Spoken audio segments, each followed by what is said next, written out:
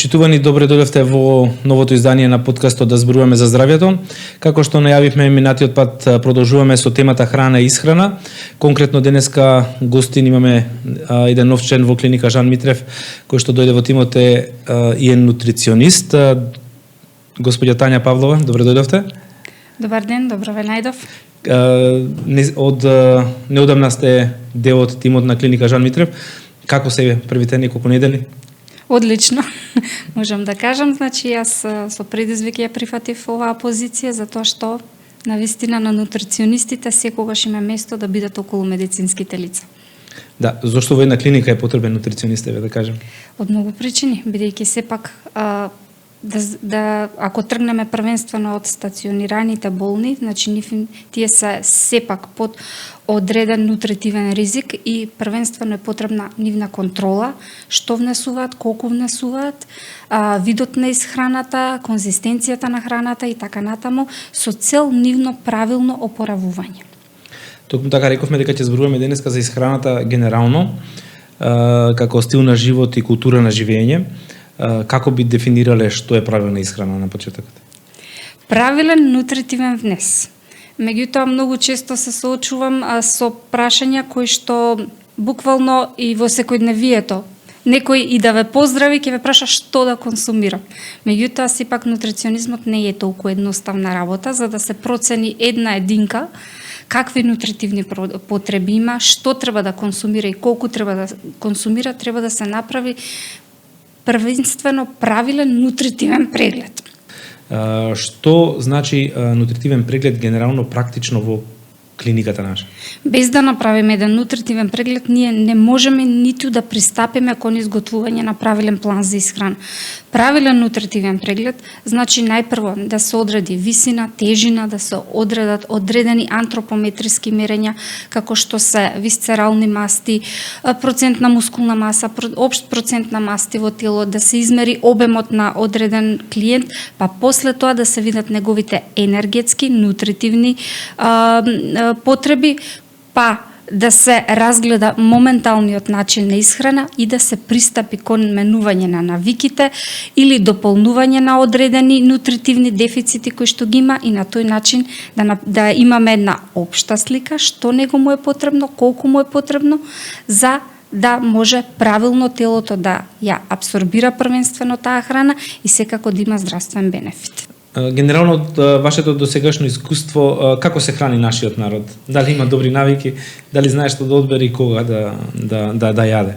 Според моето досегашно искуство, јас имам некоја генерална проценка дека не сме доволно запознаени со како ние всушност треба да се храним.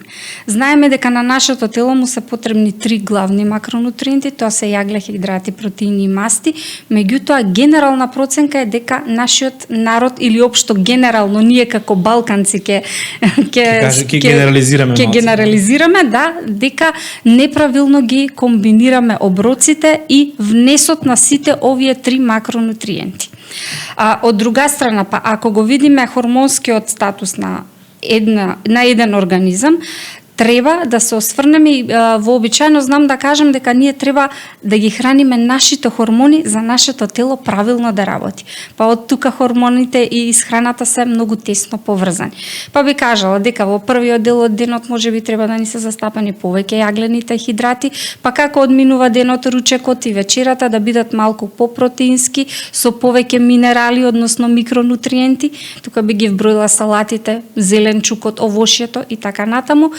Па дури вечерата да биде најлесна, за да може секако хормонот за сон или мелатонинот правилно да се излачи и во текот на ноќта ние да имаме еден квалитетен и смирен сон.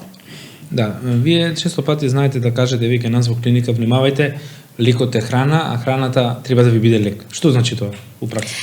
Значи, тоа е една основна дефиниција кој што вели нека храната ви биде лек, нека лекот ви биде храна. Па токму ако тргнавме од основните нутритивни потреби на една единка, да знае што треба, кога треба и во која количина треба, значи во тој случај ние телото не го доведуваме во ризик да западне од некое заболување, да ја смени ацидобазната состојба и на тој начин подпомогнато со физичката активност или неактивност и на тој начин ние телото право да го усмериме. Да, кои се најчестите грешки што ги правиме? Кога е исхраната во прашање? Сам овој современиот начин на живот, на што не принудува, а нашата несвесност или можеби недоволна желба да посветиме на правилна исхрана? Па ако тргнеме дека нас не требаат 3 основни оброци, значи 3 главни оброци во текот на денот и 2 споредни, повторно ќе кажам според индивидуалните потреби на организмот учинки, можем да кажам дека генерално го прескокнуваме појадокот. Што е првата и основна, но не треба така. Но не треба така. Тоа е првата и основна грешка. Значи ние не почнуваме со појадок, него ние денот го почнуваме со ручек.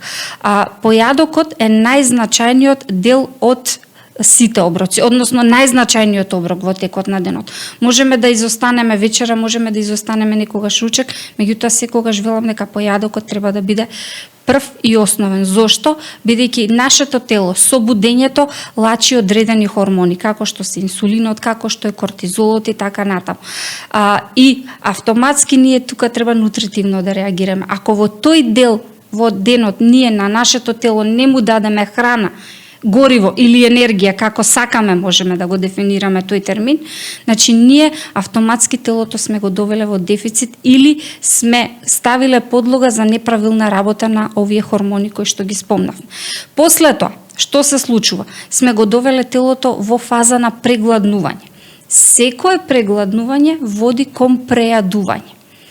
Сега, доколку внесуваме помали, а постепено неколку оброци во текот на денот, на нашето тело, на нашите хормони, на нашите ензими, нема тоа да биде проблем да се преработи или да се свари, што би рекли. Но, ако наеднаш, бидејќи сме прегладнати, на телото му дадеме многу храна, значи измешани макронутриенти во голема количина, затоа што сме гладни и гледаме она што сме го изоставиле, ние да си го надокнадиме со еден оброк, ние телото буквално сме го, како да кажам, на некој начин преблокирале.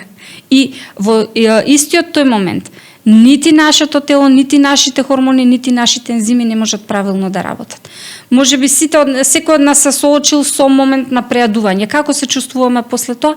Буквално без енергија, можеби и поуморни, да, тешко. Значи можеби и поуморни отколку претходно што сме били.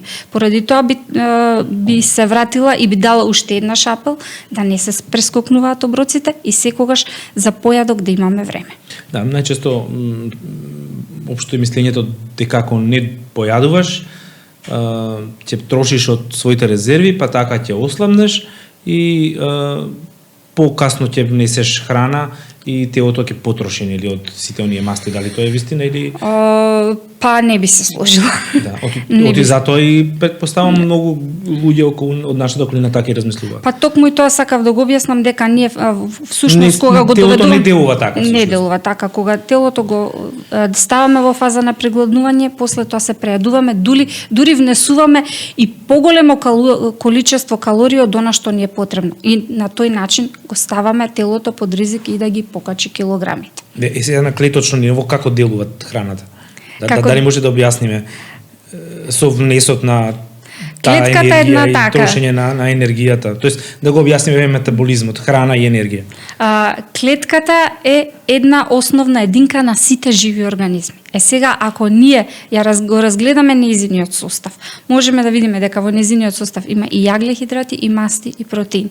Во самата обвивка, односно во онаа основна клеточна мембрана, имаме и масти, и јаглени хидрати. А што се протеините и зошто ни се потребни? Првенствено ќе почнеме од јаглените хидрати, кои што велиме според пирамидата на исхрана треба да бидат најмногу застапени до 55%. Значи, јаглените хидрати и мастите се извор на енергија. И нашето тело таа енергија треба преку физичка активност да ја потроши. Додека протеините се градливи единици односно учествуваат во градба на клетката, а на пошироко ниво учествуваат во градбата на нашето тело.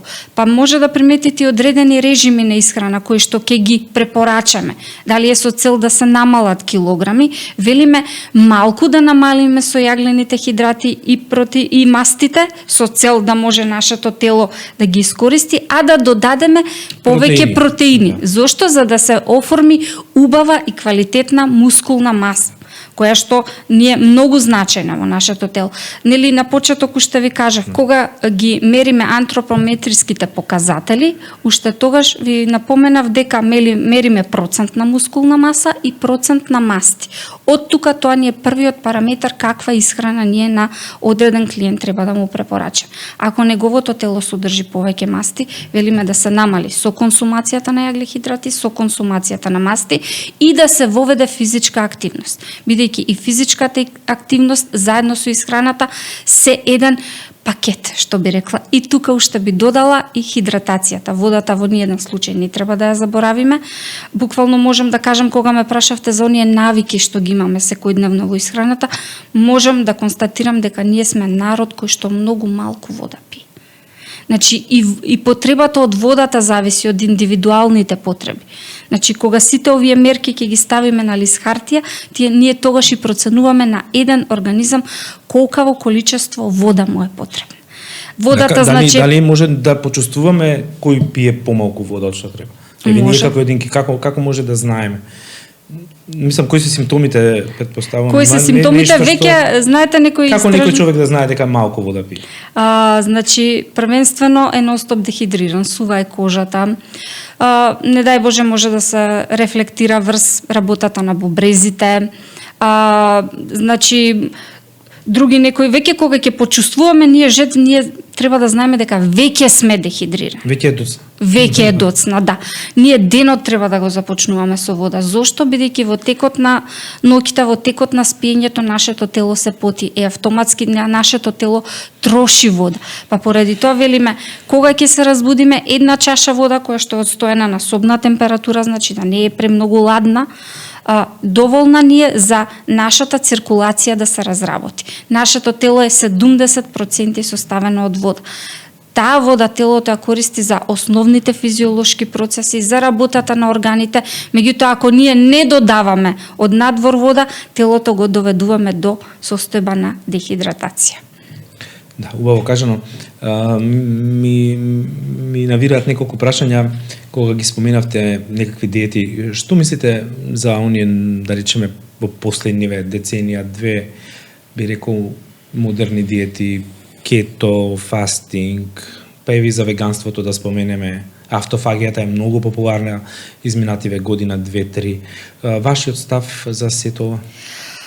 Значи, во потрага по брзи резултати, поради брзиот и динамичен стил на живење кој што сите го имаме, првенствено би спомнала дека се оттргнуваме од основните вкоренети во гените одредени работи како што е готвењето. Ние веќе престануваме и да готвиме. Значи, се почесто се соочувам со клиенти кои што велат немам време да бидам во кујна. И брзиот начин на живење нас не става во ситуација да бараме и брзи решени. Конкретно што е кето исхраната? Кето исхраната е базирана повеќе на храна која што содржи поголем процент на масти. Односно, идејата или постулатот на кето исхраната е мастите да се трошат како енергија. А што правиме тука? Кратиме еден главен макронутриент кој што се вели јаглени хидрати. Првенствено, отстранувањето на одреден макронутриент не значи балансирана и правилна исхрана. На нашето тело му треба све. И протеин, и јаглехидрат, и масти. Па поради тоа кето исхраната малку би ја ставила на страна. Значи, отстранувањето на јаглените хидрати од тој вид исхрана сметам дека е штетно. Од друга страна, го спомнавме веганството и вегетаријанството. Значи, тоа не е исхрана за секој. Затоа што ризикот за дефицит на одредени микроелементи, како што е витаминот B12, како што се одредени други витамини, како што многу често веганската популација знае да западне и во анемија. Тоа се некои последици кои што можат негативно по нашето здравје да се осврнат. А кога спомнуваме за автофагијата значи значи се темели на базирање одредени часови ние да не консумираме храна. Јас за автофагијата се сложувам ако последниот оброк не бил вечерта во 8 часот, 12 до 14 часа да го одмориме нашето тело, да ги одмориме нашите органи, да ги обновиме нашите ензими, за да можат храната внесена во утрото полесно да ја преработат. Но не се сложувам повеќе часов на автофагија и после тоа прејадување. Да, но луѓето сега кои што практикуваат вакви начини на исхрана велат од што поголем прозорец на нејадење храна и тој го зголемуваат 14-18 часа, па дури и до 24 часа. А има и случаи кога тоа продолжува и до 48 часа комплетно исклучување на храната. Значи храната што се случува? Телото го доведуваме до состојба да има недостаток на нутриенти. Храната зошто не е нас потребна? Храната ни е едноставно енергија и гориво за да можеме да ги извршуваме правилно секојдневните обврски. Па дали е точно дека телото ќе троши од резервите и така ќе се прочисти, народски кажано? За тоа треба некои посериозни научни истражувања и потврдувања. Да, за да можеме да кажеме дали е точно така или не. Да. Што вели современата нутригенетика, како да наречам, каде оди човештвото во иднина, како ќе се исхранува правилно со сите овие секојдневни навики, стрес, брз начин на живот, недостиг на квалитетна храна и слично, мора човештвото да најде некакво решение за оние кои што се свесни и сакаат правилно да се исхрануваат, а можеби не секогаш се нуди квалитетна храна. Што вели, како ме прашавте, што вели? Што вели современата нутригенетика. Да. Пак е тоа на индивидуално ниво. Значи, ако ние направиме... Треба да бидеме свесни конзументи? Точно. Да, во пракса, значи, треба свесни? Да бидеме, да наоѓаме здрава храна, така? Ние, треба да бидеме правилна исхрана во домот, надвор од домот. Правилните навики во исхраната, знаете како? За нашето тело правилно да функционира. Потребите кон храната му се едноставно монотони. Нашето тело, ако сме го навикнале да има доручек, ручек и вечер, секојдневно во исто време тие потреби ќе ни се повторуваат. Ако ние го учиме да прегладнува и да се прејадува, нашето тело така ќе функционира.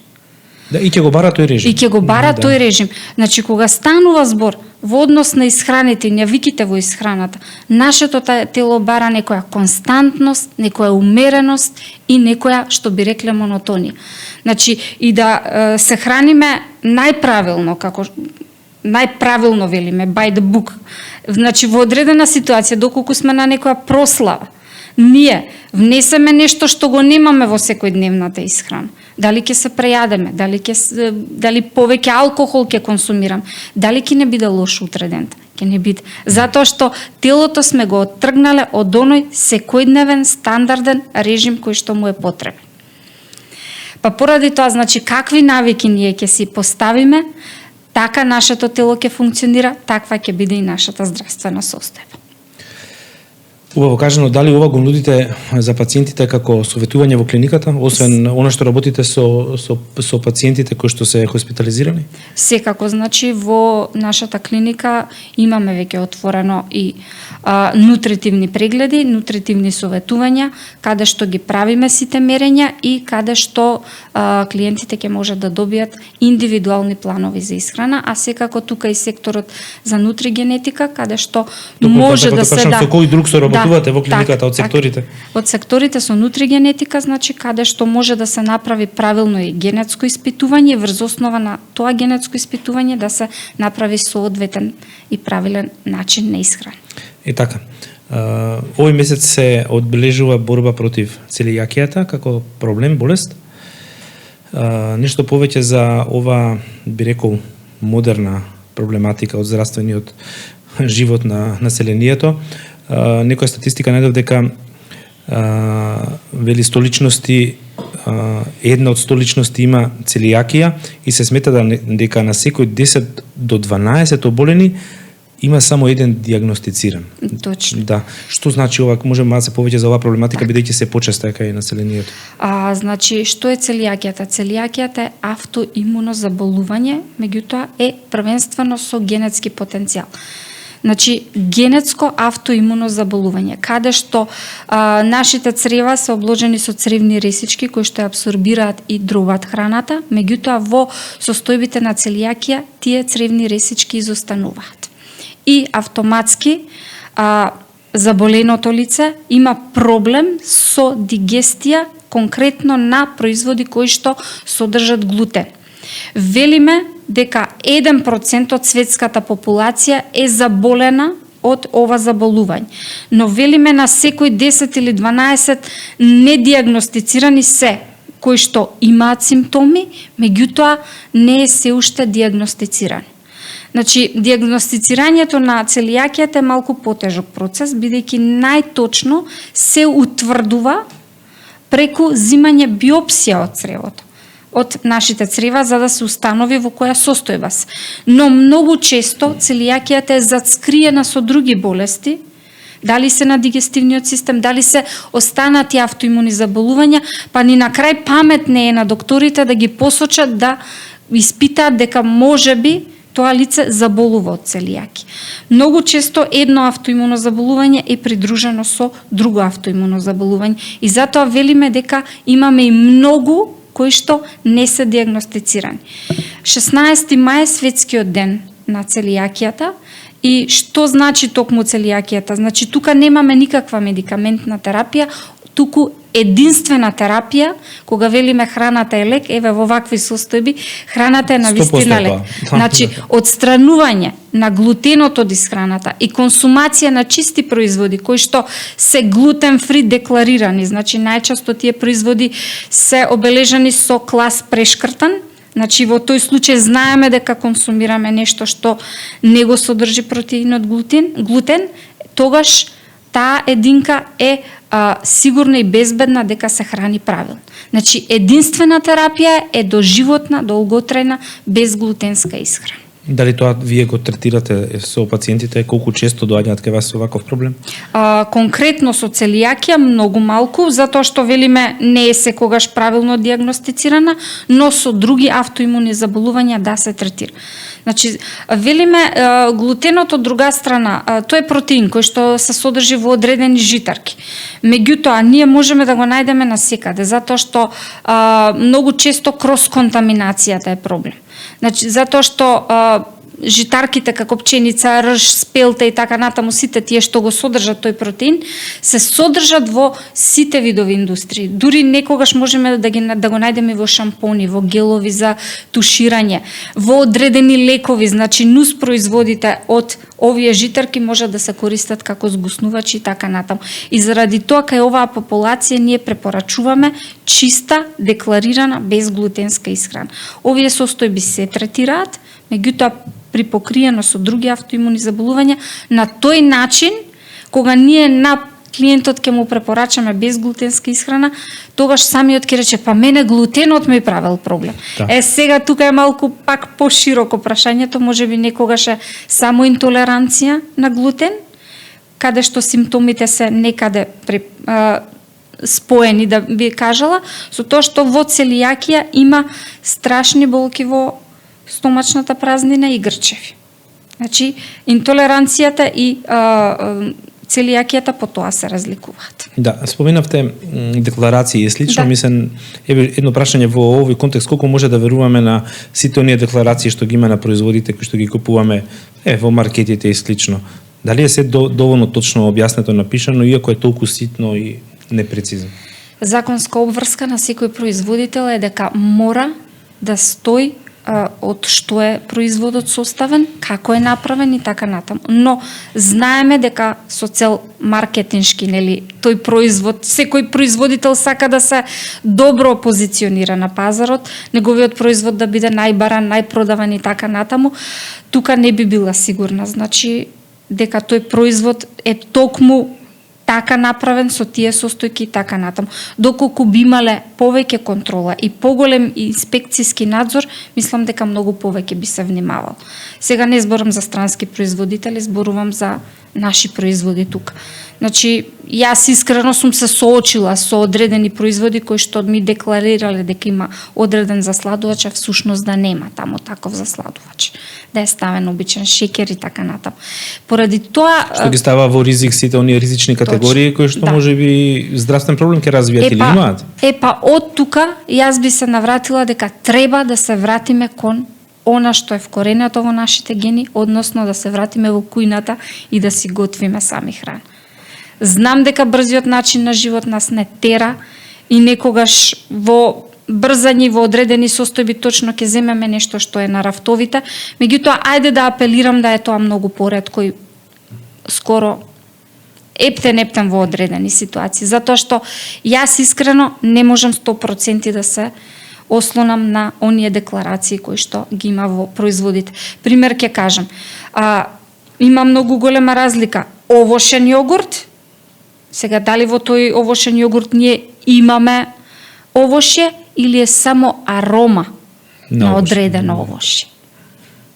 Или има само две ситни парчиња кои што личат на овошје. Точно, да. Дали во тој пудинг има протеин или е само деклариран протеински пудинг? Да, многу прашања и многу неодговори. Да, сепак, како што рековме, треба да бидеме свесни купувачи и конзументи на се околу нас. Рековме дека ќе споменеме во делот кога се договаравме за тироидната жлезда и проблемот што го имаат пред се женската популација, како тука помагате, колку ова е честа проблематика и како може да помогнете на пациентите кои што доаѓаат во клиника Жан Митров? Мај месец е месец кога ги обележуваме болестите на тироидната жлезда. Се почесто, односно би кажала дека е пандемија кај женската популација појавата на состојбата хипотироидеа, односно намалена функција на тироидната жлезда. Оваа состојба некако најмногу ја погодува женската популација во однос бидејќи тука имаме успорен метаболизам, успорен транспорт на јаглехидрати, на масти и така натаму. Автоматски оваа популација се соочува со состојби за појава на дебелина. И многу често кога се обраќаат кај нутриционист, најчесто се обраќаат од причина дека имаат покачени килограми. Сега во оној прашалник што ние си го правиме и што кога сакаме да најдеме која е причината за дебелината, знаат клиентките да се доверат дека се во состојба на хипотироидеа и така натаму. Тоа е состојба на имунитетот. И велиме тогаш телото е во воспалителен процес. Кога еден организам е во воспалителен процес, независно кој е автоимуно заболување, велиме дека треба да реагираме противвоспалително. Па тука ја препорачуваме она антиинфламаторна исхрана, меѓу кој е и безглутенската исхрана. Да, она што се со минатиот разговор се претопи. Овие состојби се многу тесно поврзани. Па дури, сега не можам да тврдам затоа што навистина треба многу повеќе и подсврсти научни истражувања, па дури се вели дека во некои ситуации дека хашимотото или хипотироидизмот, популацијата што е од овие што се соочува со овие состојби има секундарна целијакија. Затоа што во ваква состојба симптомите кои што може да ги има личноста се обстипација, надуеност, што навистина и создава голем проблем. Да, господа Татјана, на крај на разговорот ќе ви искористиме уште неколку препораки: исхрана за деца и органска храна. Како би ги поврзале овие работи, некако совети да дадеме да внимаваат родителите сегашни идни, посебно на децата, како да се исхрануваат? Вака, значи, секоја животна доба има одредени потреби кон храна. Дечињата, адолесцентите се многу ризична категорија. Зошто? Бидејќи во тој период телото е во забрзан раст и развој. И особено тука треба да внимаваме. Особено навиките, велиме, стекнати во детството и адолесценцијата се провлекуваат во текот на животот. Значи, токму ако тука не ги дадеме навиките на детето, да има редовен оброк, да знае што е појадок, што е ручек, што е вечера, да знаеш што значи ужинка, дека тоа не се некои грицки кои што се буквално со така наречени празни калории. Значи, ако тие навики ги стекнеме во детството, да ги научиме дечињата да јадат, да консумираат овоше и зеленчук, да консумираат салати. Се повеќе се соочуваме со дечиња кои што буквално ништо свежо не консумираат. Повеќе се на процесирана Повеќе храна. се на процесирана храна, онаа храна која што име, знаете, децата многу често повкусна име онаа, како да кажам, храна по вкус. Не тоа што е добро за нив, односно колку им е вкусна, колку им е сладка храната. Тука ние како родители и како возрастни единки треба да делувам. Значи, консумација на свежа храна, консумација на чорби и супи да бидат метнати во детската исхрана, доволно течности, но тие течности да не бидат од сокови полни со засладувачи, туку да бидат природни сокчиња дома направени, но и не толку често. Повеќе да се стремиме дечињата да консумираат цела овошка, отколку исцедена во сок. Да. Ви благодарам за овој прекрасен разговор. Претпоставам дека многу ќе изведат поуки од разговорот, токму затоа и овој подкаст. И како што рековме, секој кој што сака да лично да го советувате, може да се јави на нашите телефонски броеви, да ни напише во коментар на подкастот или на нашите социјални мрежи и да закаже советување кај вас. Вие сте слободни секој работен ден во клиниката од 8 до 4 часот, така? Од 7 до 3. Од 7 до 3. И да се надеваме дека се помалку ќе имате работа, поголема ќе биде свесност така и нашите сограѓани кога е во прашање правилната исхрана и културата на исхрана генерално. Така. Да. Ви благодарам и на вас сите што не следевте. Најавуваме следен подкаст за 2 недели, секој вторник во 11 часот на каналот на Жан Митрев клиник. Пријатно.